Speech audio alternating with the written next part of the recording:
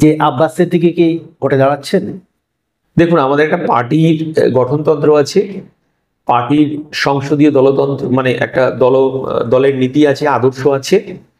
দেখুন, কে ভোটে দাঁড়াবে কে ভোটে দাঁড়াবে না সেটা তো তাদের ব্যক্তিগত মতামত। তিনি আমাদের দলের পৃষ্ঠপোষক, তিনি আমাদের উপর দলের দায়ভার ছেড়ে দিয়েছেন। আমাদের একদম খোলামেলা ভাবে আমরা সমস্ত কিছু আলাপ আলোচনা আমরা করতে পারি।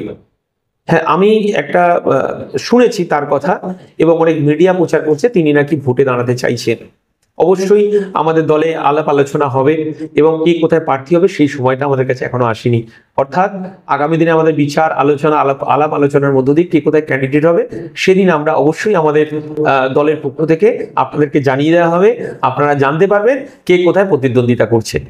আব্বাস সিদ্দিকী আমাদের দলের পৃষ্ঠপোষক আমাকে ডাকলেন, যখন ওনার সামনে আমি বসলাম তখন উনি আমার হাতটা ধরে বললেন যে দাদা, নেতাজির পথে, নেতাজির মতে, নেতাজির আদর্শে আর বি আর আম্বেদকরের সংবিধান ভাবনায়, আবু বক্কর সিদ্দিকীর তার সমাজ ভাবনায় এই বাংলাকে নতুন করে আমরা রূপ দিতে চাই।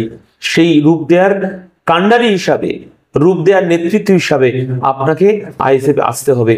যখন নেতাজির আদর্শ, নেতাজির পথ, নেতাজির মত, যখন বি আর আম্বেদকরের সমাজ ভাবনা, সংবিধান ভাবনা, যখন আবু বক্কর সিদ্দিকীর সমাজ চেতনায়, যখন উনি বলছেন হরিচাঁদ গুরুচাঁদের তার সমাজ ভাবনা, পিছিয়ে পড়া মানুষের, আদিবাসী দলিত মানুষের কথা বলছেন, তখন নতুন করে আবার কোন একটা বামপন্থা মনে হচ্ছে, নতুন বামপন্থার একটা জন্ম হচ্ছে। সেই তাড়নায়, সেই তাগিদেই নেতাজিকে সঙ্গে নিয়ে এবং আমাদের এই পীরজাদা আব্বাস সিদ্দিকীকে, আমি সেদিন অবাক হয়ে গেছিলাম যে একজন পীরজাদা মানুষ তিনি কোথায় জলসা করবেন, কোথায় ধর্ম নিয়ে আলোচনা করবেন, কিন্তু তার মধ্যে এই সমাজ ভাবনা, সমাজের পরিবর্তনের যে চিন্তা ভাবনা, গরিব, আদিবাসী, দলিত, পিছিয়ে পড়া সংখ্যালঘু মানুষদের, পিছিয়ে পড়া মানুষদের নিয়ে তার যে চিন্তা চেতনা, সেদিন আমি বাকরুদ্ধ হয়ে গেছিলাম। আজও আমি যখন ওনার সঙ্গে আমি আলাদাভাবে বসি, যখন আমি আলাদাভাবে তার সঙ্গে আলোচনা করি যে সমাজ সম্পর্কে তার যে চেতনা, তার শিক্ষাগত যোগ্যতা কি আছে আমি একবারও আলোচনা করতে চাইনি, কিন্তু তার সমাজ সম্পর্ক যে চেতনা, সমাজ সম্পর্কে যা তার জ্ঞান ধ্যান ধারণা, আমি এখনো পর্যন্ত অবাক হয়ে যাই। এবং তখনই নেতাজির আদর্শ, নেতাজির চিন্তা ভাবনা, নেতাজির ভারত গঠন, নেতাজির ভারত গঠনের প্ল্যানিং, বি আর আম্বেদকরের সমাজ ভাবনা, বি আর আম্বেদকরের সংবিধান ভাবনা পশ্চিম বাংলায় এখনো কোনো পীরজাদা ধর্মগুরু মানুষ ভাবছে, সেটাই আমাদের কাছে অবাক। জিআইএর পর্দায় আপনাদেরকে স্বাগত। শুরু করছি ফেস টু ফেস। আর আজ ফেস টু ফেস এই অনুষ্ঠানে আমরা যাকে অতিথি হিসাবে পেয়েছি তিনি হলেন আইএসএফ এর রাজ্য সম্পাদক বিশ্বজিৎ মাইতি। আপনাকে স্বাগত জানাচ্ছি আমাদের আজকের এই পর্ব। নমস্কার, দর্শকদের নমস্কার। পুজো তো শুরু হয়ে গেল, পিতৃপক্ষের শেষে মাতৃপক্ষ শুরু হয়ে গেল, আপনার প্রস্তুতি কেমন? দেখুন, এটা একদম আপনি ধর্মের কথা বলেছেন যে শারদ উৎসব শুরু হয়েছে। আমাদের শাস্ত্রীয় ভাষায় পিতৃপক্ষের অবসান এবং দেবীপক্ষের সূচনা, এবং এটা উৎসবের আবহাওয়া চলছে সারা পশ্চিম বাংলা। শুধু উৎসব বলবো না, এই উৎসব মানে প্রত্যেকটা মানুষের জীবন জীবিকা, রুটি রুজি, সম্প্রীতি, ভ্রাতৃত্ব, একে অপরের সঙ্গে মেলামেশা, সবকিছু মিলিয়ে বাঙালির একটা আবেগ এই উৎসবের সঙ্গে যুক্ত। তো স্বাভাবিকভাবেই প্রিপারেশন মানে প্রত্যেকটা মানুষের সঙ্গে নতুন করে আবার ভাব বিনিময়, জাতি ধর্ম নির্বিশেষে প্রত্যেকটা মানুষের সঙ্গে আলাপ আলোচনা, তাদের পাশে দাঁড়ানো। কিন্তু সর্বোপরি পশ্চিম বাংলার রাজনীতিতে যে কালো মেঘের ছায়া, যে হিন্দু মুসলমানের যে বাইনারি পলিটিক্স, তৃণমূল কংগ্রেস এবং বিজেপি, সেই জায়গায় দাঁড়িয়ে আমরা ইন্ডিয়ান সেকুলার ফ্রন্টের পক্ষ থেকে এই কথাই বলবো যে এটা শুধু একটা শারদ উৎসব নয়, এটা প্রত্যেকটা মানুষের রুটি রুচি, তাদের আবেগ, সৌভ্রাতৃত্ব, সম্প্রীতি, সেই সম্প্রীতি যাতে কোনোভাবে বিঘ্ন না ঘটে, একে অপরের সঙ্গে যাতে আমরা মিলেমিশে সম্প্রীতি বজায় রেখে চলতে পারি, সেই ডাক, সেই আহ্বান আমরা ইন্ডিয়ান সেকুলার ফ্রন্টের পক্ষ থেকে রাখতে চাইছি। এবারের পুজো তো ভালো কাটার কথা, কারণ মমতা ব্যানার্জি সর্বোচ্চ 1,10,000 টাকা দিচ্ছে পুজো প্যান্ডেলকে। আপনি খুশি তো? দেখুন, আমরা যখন ছোট ছিলাম তখন না বিল নিয়ে আমরা 10 জন 15 জন একসাথে প্রত্যেকটা বাড়ি বাড়ি যেতাম, এবং প্রত্যেকটা মানুষের সঙ্গে যেমন একটা সম্প্রীতি তৈরি হতো, এবং নতুন করে তারা জানতো যে আজকে আমাদের পাড়ায় একটা পুজো, এবং প্রত্যেকটা মানুষের এই চাঁদা আদায় করার ক্ষেত্রে একটা উৎসাহ উদ্দীপনা থাকতো, এবং সেই সেই কালচারটা আজকে বন্ধের পথে। এবং উৎসবের পুজো করার পর উৎসবের কালচারাল অনুষ্ঠান, খাওয়া দাওয়া, বস্ত্র বিতরণ, সাংস্কৃতিক কালচারাল অনুষ্ঠান করার পরেও পুজোর শেষে আমরা বিজয় উৎসব করতাম, মানে বিজয় দশমী করতাম। সম্প্রীতির একটা ভাব বিনিময় হতো। তারপরেও উদ্বৃত্ত টাকা আমরা মুখ্যমন্ত্রীর ত্রাণ তহবিলে দিতাম, এবং সেই খবর আনন্দবাজার পত্রিকার মতো, বর্তমান পত্রিকার মতো প্রথম পেজে ছবি সহ বেরোতো। কোথাও যেন মমতা বন্দ্যোপাধ্যায় এই সম্প্রীতি, এই আবেগ, এই ভাব বিনিময়, এই পাড়ার কালচার সংস্কৃতি, এই টাকা দেওয়ার মধ্য দিয়ে এই সম্প্রীতি ঐতিহ্যটাকে কোথাও যেন একটা ব্যাঘাত ঘটেছে। সত্যি কথা যেটা বলি, যে আমাদের পুজো কমিটিগুলো কিন্তু মমতা বন্দ্যোপাধ্যায়ের টাকার উপরে কিন্তু নির্ভর করে পুজোর উৎসব হয় না, এবং পুজো কমিটিগুলো মমতা বন্দ্যোপাধ্যায়ের কাছে যে আমাদেরকে টাকা না দিলে পুজো হবে না সেটাও কিন্তু নয়। ধরুন, আমরা তো অনেক সংবাদ মাধ্যমে আমরা দেখেছি যে অনেকেই জনস্বার্থে মামলা করেছে যে এই ট্যাক্সের টাকা একটা ধর্মের মানুষকে দেওয়ার ক্ষেত্রে আমরা হাইকোর্টে, সুপ্রিম কোর্টে মামলা হয়েছে, কিন্তু তারপরেও পুজো কমিটিগুলো কিন্তু বিচলিত হতো না। কারণ আমাদের যে সোর্স, সাধারণ মানুষের যে বড় উৎসব, হিন্দু সম্প্রদায় মানুষের বাঙালি ভাবাবেগের যে উৎসব দুর্গোৎসব, সেই দুর্গোৎসবে সাধারণ মানুষের চাঁদাতেই পুজো হয়। তাই স্বাভাবিকভাবে মমতা বন্দ্যোপাধ্যায় 1,10,000 টাকা পুজো উৎসব কমিটিকে দিলেন কি দিলেন না, তাতে আমাদের বাঙালি ভাবাবেগে, বাঙালির উৎসাহ একটু ঘাটতি হয় না। আইএসএফ, আপনি যে দলের রাজ্য সম্পাদক, সর্বোচ্চ পদে আছেন, এই আইএসএফ দলটা একটা পীরজাদাদের দল, মুসলমানদের দল, সেখানে একজন হিন্দু সাধারণ সম্পাদক এবং সর্বোচ্চ পদে, কিভাবে সম্ভব? দেখুন, এটা হচ্ছে আমাদের একটা এটাও আপনার একটা বাইনারি পলিটিক্স এর মতো। আমি জানি না আপনি আপনার চ্যানেলের মাধ্যমে দিয়ে কি বার্তা দিতে চাইছেন। আমি রিসেন্ট একটা ঘটনার কথা বলি। আমাদের দলের চেয়ারম্যান নওশাদ সিদ্দিকী একটা বহুল প্রচলিত টিভি চ্যানেলে তিনি একটা ইন্টারভিউতে গিয়েছিলেন।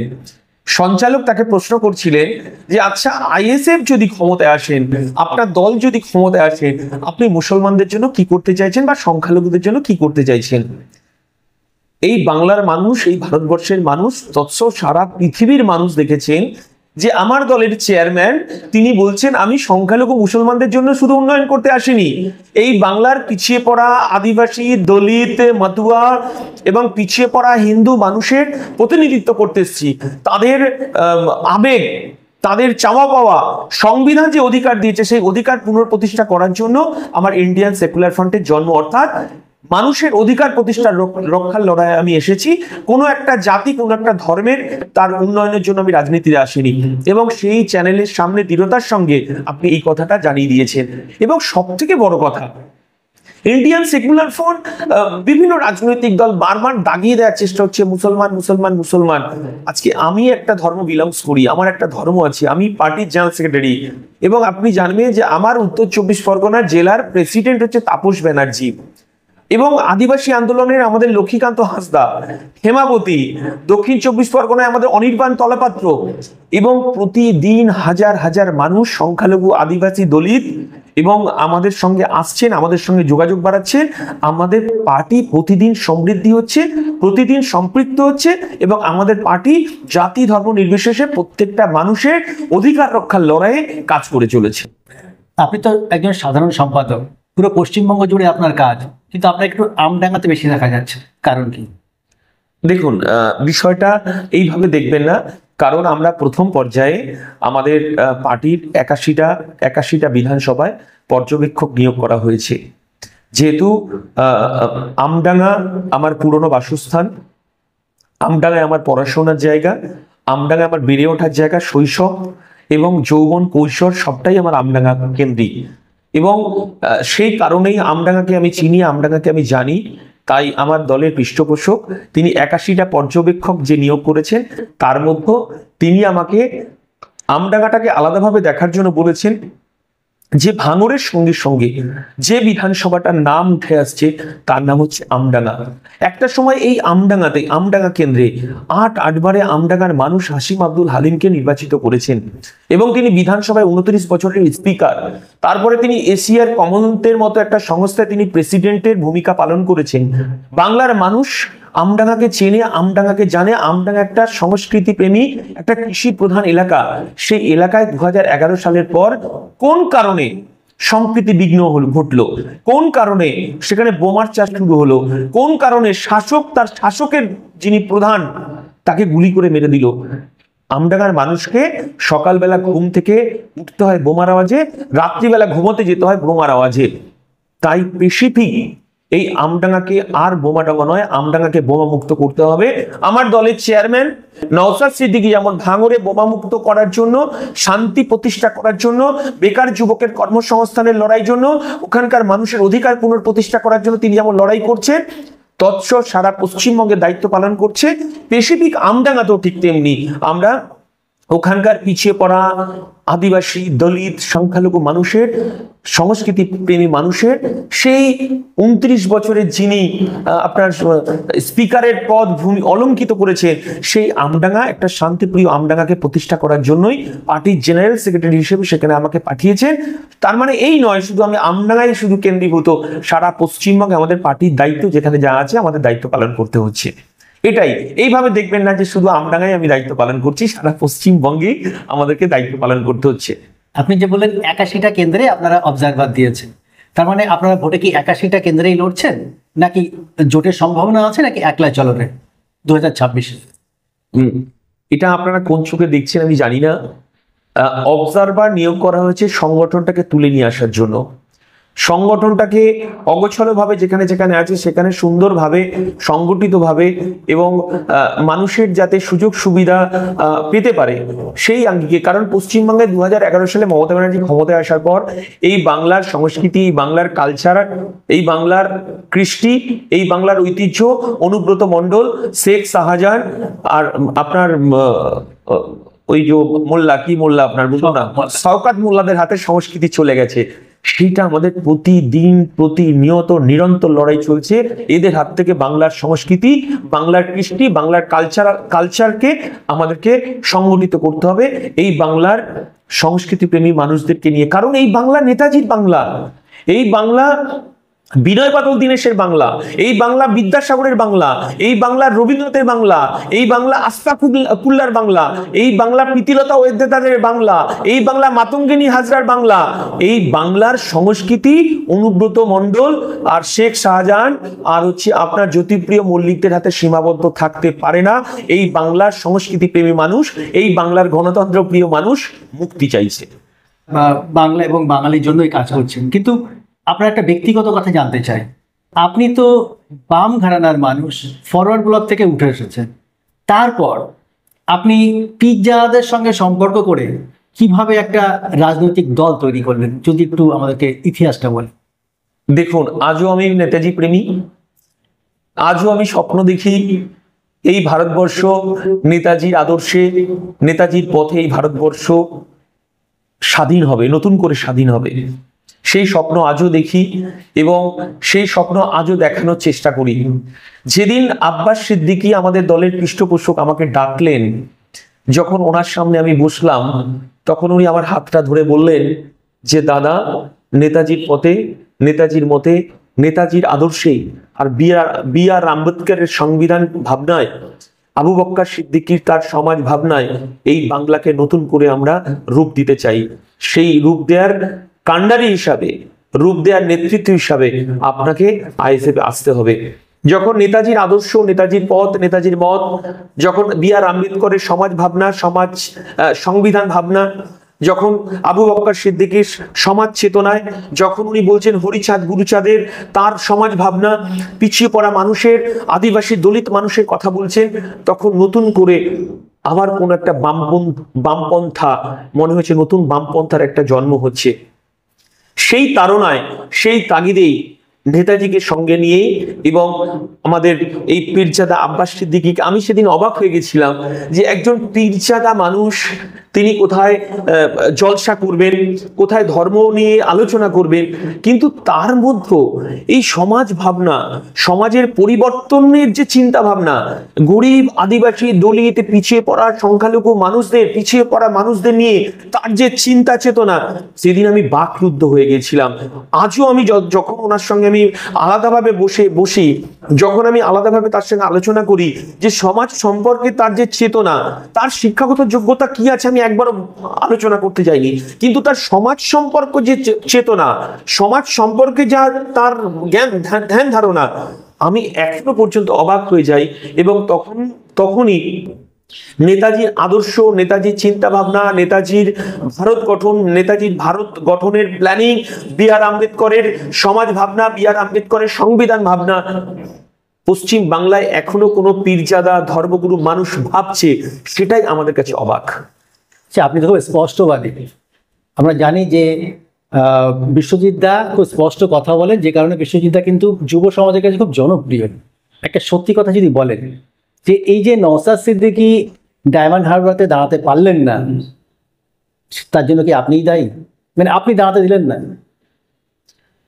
দেখুন, যেহেতু আপনি পার্টির সম্পাদক, আমি দলের কথা অবশ্যই আমাদের একটা চুলচেরা বিশ্লেষণ হয়েছে আমাদের দলের ভিতর আমি মাঝে মধ্যে অবাক হয়ে যাই। হয়তো আব্বাস সিদ্দিকী তার চিন্তা চেতনায় হয়তো পার্টিটার তিনি প্রতিষ্ঠাতা, কিন্তু তারপরও পার্টির ভিতর যে এতটা গণতন্ত্র, পার্টির ভিতর যে এতটা খোলামেলা আলোচনা, আলটিমেট আপনি বলতে পারেন যে একদিকে নওশাদ সিদ্দিকীর ইচ্ছা, তার নিজের ইচ্ছা, সেটাকে আমরা মান্যতা দিতে পারিনি নওশাদ সিদ্দিকী তার ডায়মন্ড হারবারে লোকসভায় লড়াই করার ক্ষেত্রে। আমরা পার্টিতে চুলচেরা বিশ্লেষণ করেছিলাম যে পশ্চিম বাংলায় 2011 সালে মমতা বন্দ্যোপাধ্যায় সংখ্যালঘু মানুষকে যে দিশা দেখানোর চেষ্টা করেছিলেন, 10,000 মাদ্রাসা হবে, মমতা বন্দ্যোপাধ্যায় ডবল চাকরির কথা বলেছিলেন, যে সব হাতে কাজ চাই, সব পেটে ভাত চাই। তিনি দলতন্ত্র নয় গণতন্ত্র প্রতিষ্ঠার কথা বলেছিলেন। তিনি বলেছিলেন যে আমি পশ্চিম বাংলার শিল্প কলকারখানা, প্রত্যেকটা গরিব খেটে খাওয়া শ্রমজীবী আদিবাসী দলিত পরিবারের মানুষ তারা হাতে কাজ পাবে। তিনি পশ্চিম বাংলায় বামফ্রন্ট সরকারের পর তিনি স্বপ্ন দেখিয়েছিলেন, কিন্তু তারপরে মনে হয়েছে যে এই পশ্চিম বাংলায় মমতা বন্দ্যোপাধ্যায় গণতন্ত্র টুটি চিপে তিনি গুন্ডা কন্ট্রোলের কথা বলছেন। তিনি বলছেন আমি গুন্ডা কন্ট্রোল করি। মমতা বন্দ্যোপাধ্যায়ের অনুব্রত মণ্ডল পুলিশকে বলছে তোর স্ত্রী তোর মাকে আমার ভোগ করতে চাই। পশ্চিমবঙ্গের মাননীয় মুখ্যমন্ত্রী তিনি অভিভাবক, তিনি বারবার হিজাব পরে পশ্চিম বাংলার সংখ্যালঘু মানুষকে এটা প্রমাণিত করার চেষ্টা করেন যে আমি সংখ্যালঘুদের ত্রাতা, আমি অভিভাবক। কিন্তু প্রতিবারই মমতা বন্দ্যোপাধ্যায় এই সংখ্যালঘু মানুষকে ধোঁকা দিয়েছে। আপনি কর্মসংস্থানের দিকে যান, আপনি মাদ্রাসাগুলোর দিকে তাকান, আপনি সমাজ সচেতনতা, সমাজ ভাবনার দিকে তাকান, আপনি এই পশ্চিম বাংলার ওয়াকফ সম্পত্তি তৃণমূলের নেতা মন্ত্রীরা দখল করে রেখে দিয়েছে। তাহলে মমতা বন্দ্যোপাধ্যায় হিজাব করার আড়ালে আলটিমেট সংখ্যালঘুদের শোষণ করছে। আমরা এই কথাটাই বলতে চাইছি যে মাননীয় মুখ্যমন্ত্রী আপনি বলেছিলেন 10,000 মাদ্রাসা নির্মাণ করবেন আপনি নতুন করে, কিন্তু যে মাদ্রাসাগুলো আছে সেই মাদ্রাসার ফুলঞ্চে বদলানোর কথা, মাদ্রাসাগুলো ধুঁকছে এবং মমতা বন্দ্যোপাধ্যায় ধর্মের রাজনীতি করে যাচ্ছেন। তিনি ধর্মের রাজনীতি করুন, আমাদের আপত্তি নেই, কিন্তু আমরা বলছি মমতা বন্দ্যোপাধ্যায় 10,000 মাদ্রাসা কোথায় গেল? যে মাদ্রাসাগুলো ঢুকছে, মাদ্রাসার শিক্ষা নেই, মাদ্রাসায় কম্পিউটার শিক্ষার ব্যবস্থা নেই, তার কি ব্যবস্থা হলো? এবং প্রাইমারি শিক্ষা ব্যবস্থাটা পুরো ভেঙে পড়েছে। শিক্ষা ব্যবস্থাটা, স্কুলের টিচার নেই, স্কুলের শিক্ষক নেই, এবং মাদ্রাসা বোর্ড, সেই বোর্ডটা পুরোপুরি ভেঙে গেছে। মাদ্রাসা শিক্ষার যারা মানে চাকরির জন্য পরীক্ষা দিচ্ছে সেই ব্যবস্থাটা পর্যন্ত মমতা বন্দ্যোপাধ্যায় তুলে দিয়েছে। তাই উনি এখন বিজেপির সঙ্গে পাল্লা দিয়ে উনি মন্দির তৈরি করার ক্ষেত্রে তিনি বেশি করে প্রাধান্য দিচ্ছে। কারণ একজন রাজ্যের মুখ্যমন্ত্রী মন্দির তৈরি করবে, একজন রাজ্যের প্রধান মসজিদ তৈরি করবে, এগুলো তো ধর্মগুরুরা করবে, যারা ধর্মপ্রাণ মানুষ, ধর্মগুরুরা মন্দির মসজিদ তৈরি করবে। আমাদের রাজ্যের শিক্ষামন্ত্রী, আমাদের রাজ্যের প্রধানমন্ত্রী অভিভাবিকা তিনি মন্দির মসজিদ তৈরি করবে? এটা কখন হতে পারে? এই বাংলার বেকার যুবকরা কাজের জন্য হাহাকার করছে, কোনো শিল্প নেই, এখান থেকে আইটি হাব গুলো চলে যাচ্ছে, প্রতিদিন মানুষ বেকার হচ্ছে। 100 দিনের কাজের টাকা চুরি হয়ে গেল, সেই 100 দিনের কাজটাকে বিজেপি বন্ধ করে দিল। মানুষ জরাজীর্ণ হয়ে গেছে, মানুষ এই সরকারের পরিবর্তন চাইছে। কিন্তু উড়িষ্যায় তো আমাদের যাওয়া লাগবে না, আমরা পশ্চিমবঙ্গেই একটা জগন্নাথ মন্দির পাচ্ছি, সেটা ভালো হলো। এবং প্রত্যেকের বাড়ি বাড়িতে, আপনার বাড়িতেও মমতা ব্যানার্জি মিষ্টি পাঠালেন, মিষ্টিমুখ করালেন আমাদেরকে। দেখুন, আপনি যে কথাটা বলেছেন, আমি একজন হিন্দু মানুষ হিসেবে অবশ্যই আমি প্রসাদ গ্রহণ করব, কারণ আমি হিন্দু ধর্ম বিলংস করি। আব্বাস সিদ্দিক এটুকু আমাকে প্রথম যখন রাজনীতিতে দেখা হয়, দাদা আপনি একটা সম্প্রদায়ের ধর্মকে বিলংস করেন, আমি কিভাবে ধর্মকে দেখি সেটা আমার ব্যক্তিগত ব্যাপার, কারণ প্রত্যেকটা মানুষের ধর্ম তার কাছে একটা বিশ্বাসের জায়গা। আমি সেই ধর্মকে কিভাবে বিশ্বাস করব, তিনি আমাকে এই কথাটা বলেছিলেন, দাদা আপনি যে ধর্মে বিলংস করেন কোনো মেকি ধর্ম পালন করতে যাবেন না।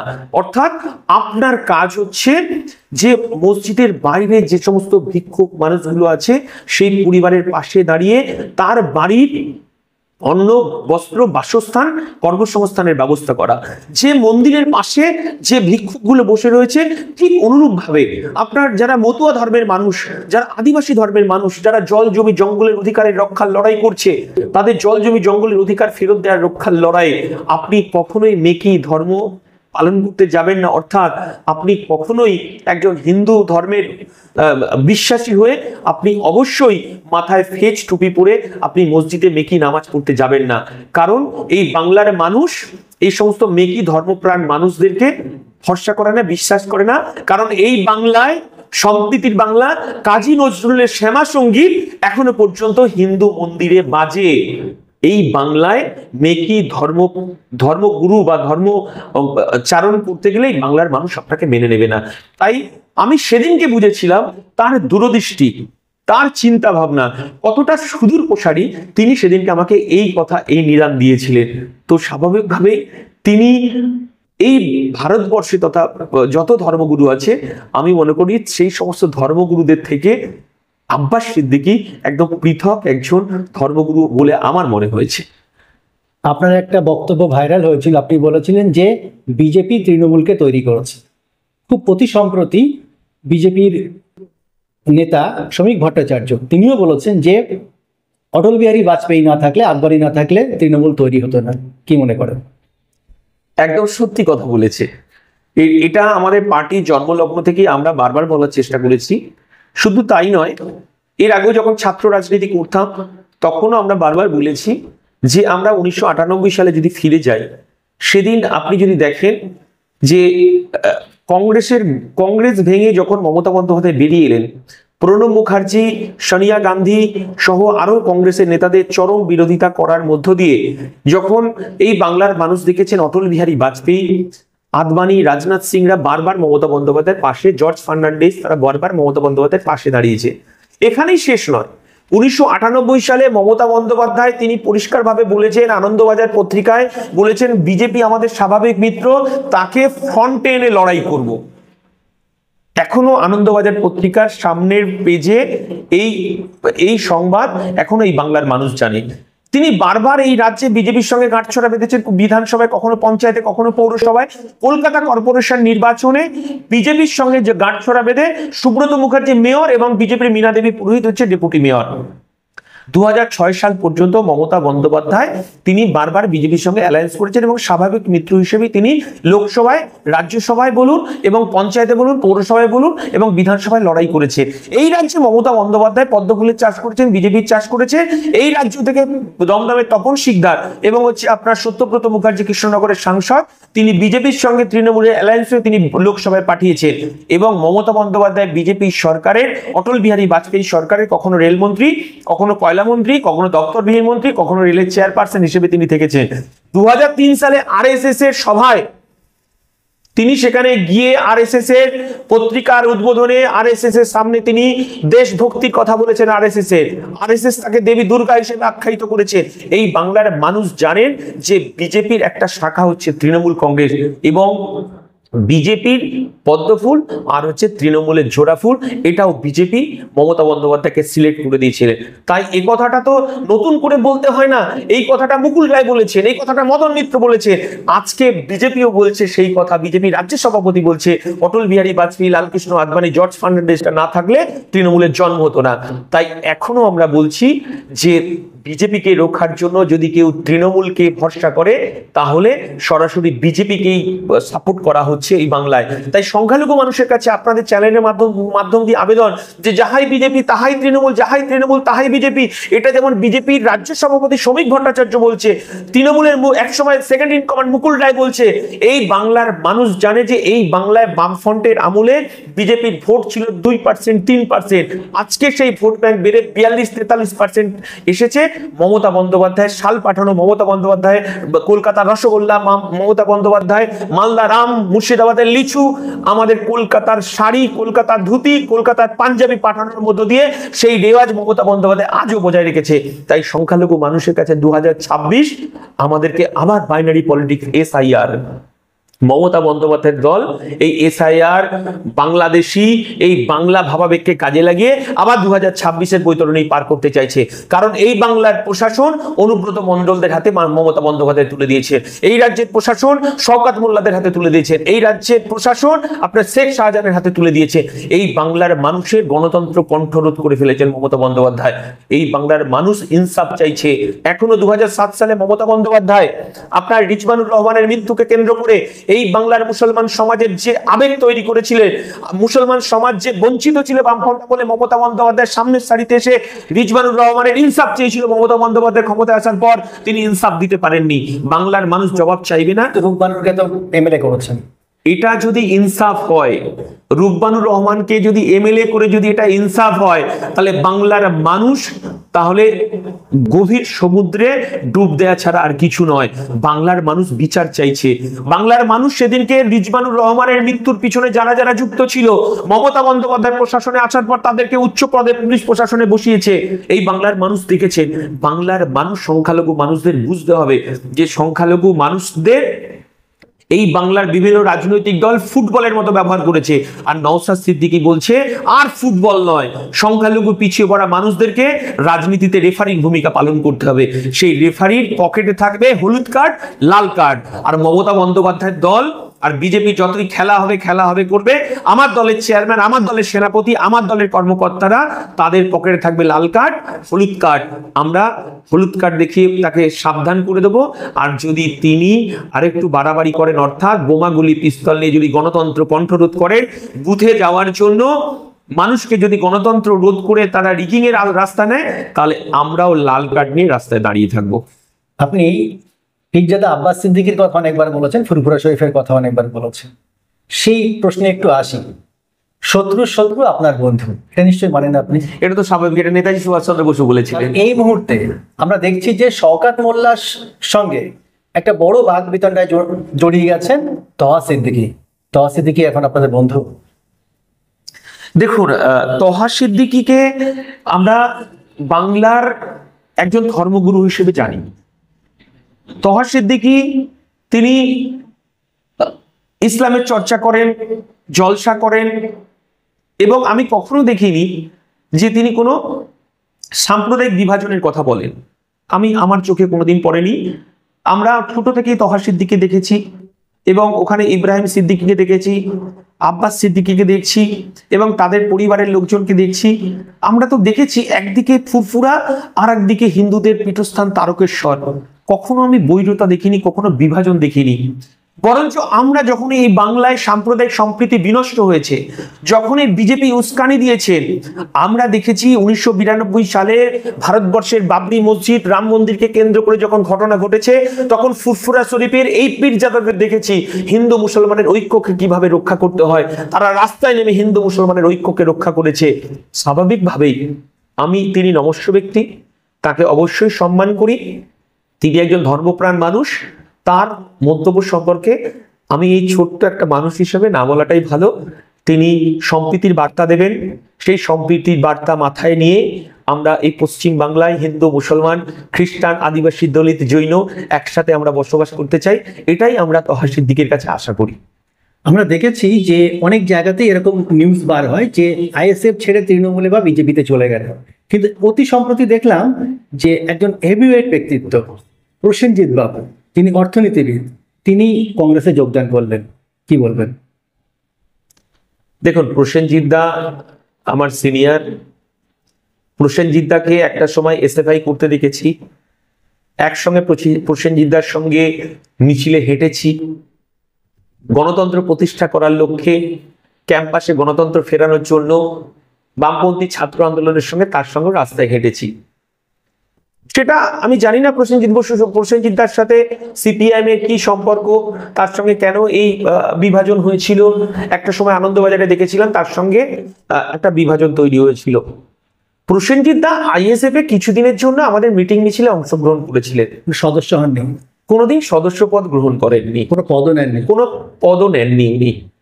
মানে আমাদের দেখুন একটা গঠনতন্ত্র আছে, আমাদের একটা সংবিধান আছে, আমাদের পার্টিতে আসতে গেলে প্রথমে তাকে সদস্য পদ গ্রহণ করতে হবে, এবং শুধু তাই নয়, যত বড়ই নেতা হোক না কেন তাকে তিনি যে কেন্দ্রের ভোটার, অর্থাৎ যে বুথের ভোটার, সেই বুথে গিয়ে তাকে সদস্যপদ ফর্ম ফিল আপ করতে হবে। অর্থাৎ সেই বুথে যদি আমাদের আইএসএফ এর কোনো প্রেসিডেন্ট থাকে, যদি সভাপতি থাকে, কোনো কর্মকর্তা থাকে, তার একটা সিগনেচারের জায়গা আছে। প্রসেনজিৎ দা দেখলাম, মিডিয়াতেও দেখলাম, প্রসেনজিৎ দা কংগ্রেসে তিনি জয়েন করেছে। স্বাভাবিকভাবে তিনি আমাদের সদস্য পদ নেননি, আমাদের আইএসএফ এর তিনি কেউ নন। তিনি ধর্মনিরপেক্ষ গণতন্ত্র প্রতিষ্ঠা করার লক্ষ্যে আইএসএফ এর কিছু মিটিং মিছিলে তিনি আমাদের বক্তা হিসেবে এসেছেন, তিনি আমাদের সঙ্গে পথ চলেছেন। স্বাভাবিকভাবেই তিনি কংগ্রেসে জয়েন করবে, না আরএসএস এ যাবেন, না বিজেপিতে যাবেন, সেটা তো তার ব্যক্তিগত ব্যাপার। তিনি আমাদের দলের কেউ নন, তিনি সদস্যপদ গ্রহণ করেননি। চলার পথে তিনি আমাদের সঙ্গে কিছুদিনের জন্য আমাদের মিটিং মিছিলে এসেছেন। অবশ্যই ভারতবর্ষের ধর্মনিরপেক্ষ আন্দোলনের ক্ষেত্রে আমাদের দরজা সবার জন্য খোলা থাকবে, যে ধর্মনিরপেক্ষ এবং সাম্প্রদায়িক সম্প্রীতি বজায় রাখার ক্ষেত্রে, ভারতবর্ষের ধর্মনিরপেক্ষতা বজায় রাখার জন্য, ভারতবর্ষের সংবিধানকে অক্ষুণ্ণ রাখার জন্য ধর্মনিরপেক্ষ শক্তি যে কেউ আমাদের মিটিং মিছিলে আসতে পারেন, তার জন্য আমাদের দরজা সারা জীবন খোলা থাকবে। দেখুন, এই যে দল পরিবর্তন, রাজনৈতিক দল পরিবর্তন, এক দল থেকে আরেক দলে যাওয়া আর কি, এটা পশ্চিমবঙ্গের ভিতরে রীতি আছে, ভারতবর্ষেরও রীতি আছে, আমরা দেখেছি। তো বিশ্বজিৎ মাইতি তিনিও তো অফার পান। দেখুন, আজও অফার আছে, আজও বিভিন্ন রাজনৈতিক দলের লোভনীয় পদের অফার আছে, কিন্তু ঘটনা হচ্ছে নীতি আদর্শ সব থেকে বড় কথা। আমি কাদের প্রতিনিধিত্ব করছি, আমি কাদের হয়ে লড়াইটা করছি, কাদের হয়ে কথাটা বলছি। যদি পশ্চিম বাংলার, আমি বারবার একটা কথা বলছি যে সাম্প্রদায়িক সম্প্রীতিকে রক্ষা করতে হবে, বারবার বলছি ধর্মনিরপেক্ষ গণতন্ত্রকে রক্ষা করতে হবে। ভারতবর্ষের তো সারা পৃথিবীর গণতন্ত্র দেশগুলোর মধ্যে ভারতবর্ষ একটা বৃহৎ গণতন্ত্রের দেশ, যে দেশে ধর্মনিরপেক্ষ দেশ, যে দেশটা এক কথায় হিন্দু, মুসলমান, খ্রিস্টান, আদিবাসী, দলিত, আপনার মতুয়া, সমস্ত জাতি ধর্ম নির্বিশেষে প্রত্যেকটা মানুষের সমান গণতান্ত্রিক অধিকার দেওয়া হয়েছে আমার সংবিধানকে। সেই সংবিধানকে রক্ষা করার দায়িত্ব এটা শুধু আজকের নয়, ভারতবর্ষের কৃষ্টি, ভারতবর্ষের সংস্কৃতি, ভারতবর্ষের পরম্পরা, ভারতবর্ষের ঐতিহ্য, এটা 5000 বছরের সংস্কৃতি।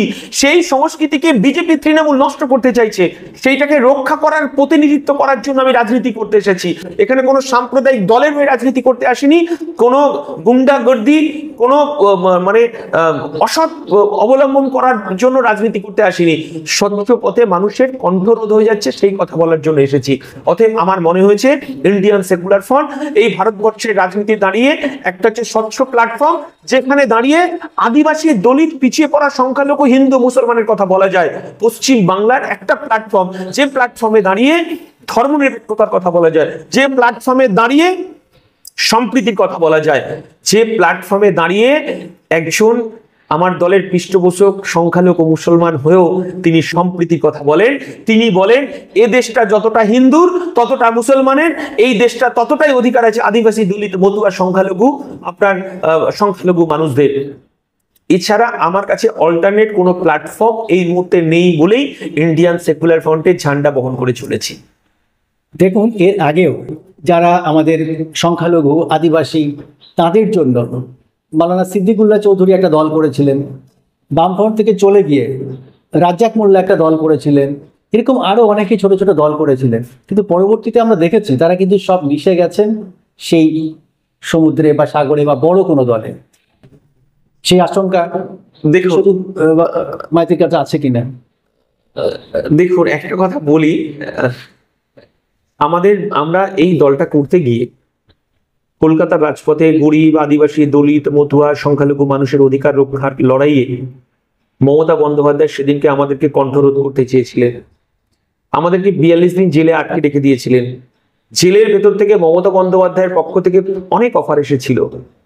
সেদিনকে আমাদেরকে মনে হয়েছিল যে আমরা কোনো হয়তো পণ্য বস্ত্র হিসেবে মমতা বন্দ্যোপাধ্যায় হয়তো চিন্তা ভাবনা করছেন যে আমাদেরকে কেনা যায়, আমাদেরকে আবার বিক্রি করা যায়। সেদিনকে মমতা বন্দ্যোপাধ্যায়কে আমরা পরিষ্কার বলেছিলাম, আমরা কোনো প্রলোভনে পা দেওয়ার জন্য রাজনীতি করতে আসিনি। আমাদেরকে টাকা দিয়ে কেনা যায় না, আমাদেরকে মন্ত্রিত্ব দিয়ে কেনা যায় না। সেদিনকে আমরা বলেছিলাম এই বাংলার সংখ্যালঘু, আদিবাসী, দলিত, মতুয়া, গরিব, বেকার, খেটে খাওয়া শ্রমজীবী মানুষ কাজ চাইছে, পেটে ভাত চাইছে, সেই জন্যই আমরা আন্দোলন করতে গিয়েছিলাম। মমতা ব্যানার্জিকে সেদিনকে আমরা এই বার্তাও দিয়েছিলাম, আমাদের 42 দিন কেন, আমাদের যদি 4 বছর যদি আপনি আটকে রাখেন, এই আমাদের লক্ষ্য থেকে এক পাও আমরা পিছু পাবো না, সেই কথাটা মমতা বন্দ্যোপাধ্যায়কে বলে দিয়েছিলাম। এবং মমতা বন্দ্যোপাধ্যায় সেদিনকে নওশাদ সিদ্দিকীকে তার পোশাক খোলানোর চেষ্টা করেছিল। তিনি বলেছিলেন যে আমি মরে গেলেও আমার পোশাক খুলবো না, কারণ আমি একটি ধর্মের মানুষ, কারণ আমাকে 5 ওয়াক্ত নামাজ পড়তে হয়, আমি পীরজাদা ঘরের মানুষ। তাকে বিবস্ত্র করতে চেয়েছিলেন, তাকে হাঁটুর ওপরে পোশাক পরাতে চেয়েছিলেন। সেদিনকে পুলিশ মন্ত্রী তথা মমতা বন্দ্যোপাধ্যায় চোখে চোখ রেখে সেদিনকে বলেছিল আমার লালবাজার থেকে ডেড বডি বেরোবে, তবু আমি আমার পোশাক খুলবো না, কারণ আমি অনুব্রত মণ্ডল নই, আমি জ্যোতিপ্রিয় মল্লিক নই, আমি পার্থ চট্টোপাধ্যায় নই, আমি গরিব, খেটে খাওয়া, আদিবাসী, দলিত মানুষের অধিকার রক্ষার লড়াই এসেছি। আমি মরে গেলেও আমি আমার পোশাক খুলবো না, কারণ আমি একজন রাজনৈতিক বন্দী। সেদিনকে জেদের কাছে মমতা বন্দ্যোপাধ্যায়কে পিছু হটতে হয়েছিল। সেই নওশাদ সিদ্দিকী যার আবেগ আছে, যার তেজ আছে, মানুষের লড়াই করার অদম্য জেদ আছে, তিনি আমার দলের চেয়ারম্যান। এর থেকে বাংলার মানুষের কাছে সম্প্রীতির উদাহরণ আমার কাছে দেওয়ার আর কিছু নেই। কারণ সমস্ত জাতি ধর্মের মানুষ হিন্দু পাড়ায় গেলে শঙ্খধ্বনি দেয়, উলুধ্বনি দেয়, ফুল ছিটিয়ে নওশাদকে বরণ করে। এর থেকে পশ্চিম বাংলার সম্প্রীতিতে বিরলতম ঘটনা, বিরলতম যদি নেতা থাকে, নওশাদ সিদ্দিকী বর্তমানে। দেখুন, আপনি যেহেতু আইএসএফ এর একদম রাজ্য সম্পাদক, আমরা জানি যে আপনার কথা ছাড়া, আপনার মতামত ছাড়া আইএসএফ এর কোনো কিছুই সে অর্থে কিছু করা হয় না। একটু জানতে চাইবো, একদম শেষ প্রশ্ন আপনার কাছে, যে আব্বাস সিদ্দিকী কি ভোটে দাঁড়াচ্ছেন? দেখুন, আমাদের একটা পার্টির গঠনতন্ত্র আছে, পার্টির সংসদীয় দলতন্ত্র মানে একটা দলের নীতি আছে, আদর্শ আছে। দেখুন, কে ভোটে দাঁড়াবে কে ভোটে দাঁড়াবে না সেটা তো তাদের ব্যক্তিগত মতামত। তিনি আমাদের দলের পৃষ্ঠপোষক, তিনি আমাদের উপর দলের দায়ভার ছেড়ে দিয়েছেন। আমাদের একদম খোলামেলা ভাবে আমরা সমস্ত কিছু আলাপ আলোচনা আমরা করতে পারি। হ্যাঁ, আমি একটা শুনেছি তার কথা, এবং অনেক মিডিয়া প্রচার করছে তিনি নাকি ভোটে দাঁড়াতে চাইছেন। অবশ্যই আমাদের দলে আলাপ আলোচনা হবে, এবং কে কোথায় প্রার্থী হবে সেই সময়টা আমাদের কাছে এখনো আসেনি। অর্থাৎ আগামী দিনে আমাদের বিচার আলোচনা, আলাপ আলোচনার মধ্য দিয়ে কে কোথায় ক্যান্ডিডেট হবে সেদিন আমরা অবশ্যই আমাদের দলের পক্ষ থেকে আপনাদেরকে জানিয়ে দেওয়া হবে, আপনারা জানতে পারবেন কে কোথায় প্রতিদ্বন্দ্বিতা করছে। তাহলে আমাদের অপেক্ষার অবসান এখনই হবে না, আমাদেরকে আরেকটু অপেক্ষা করতে হবে যে কে কোথায় ভোটে দাঁড়াচ্ছেন। বিশেষ করে আব্বাস সিদ্দিকী শওকত মোল্লার বিরুদ্ধে ভোটে দাঁড়াচ্ছেন কিনা, সেটা একটা বড় প্রশ্ন। আজ ফেস টু ফেস এ পর্যন্তই। আপনাকে অনেক অনেক ধন্যবাদ। নমস্কার, ভালো থাকবেন দর্শকদের।